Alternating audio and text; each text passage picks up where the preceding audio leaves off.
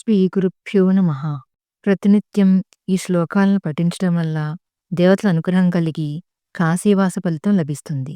కాలభైరవ అష్టకాన్ని ప్రతిరోజు పారాయణం చేయడం వల్ల తప్పక కాశీనివాస ఫలితం కలుగుతుంది.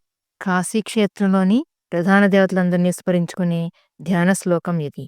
విశ్వేశం మాధవం డుంఠిం దండపాణించ భైరవం వందే కాశీం గుహాం గంగాం భవానీం మణికర్ణికాం.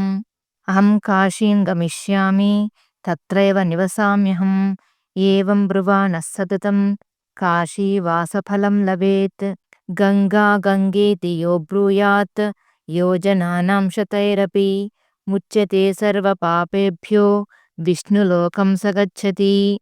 నిత్యం కోరికతో ఈ శ్లోకాన్ని స్మరించడం వలన గంగా గంగా గంగా అంటూ స్మరించడం వలన కాశీవాస ఫలం లభిస్తుందని వ్యాస భగవానుడు తెలియజేశారు.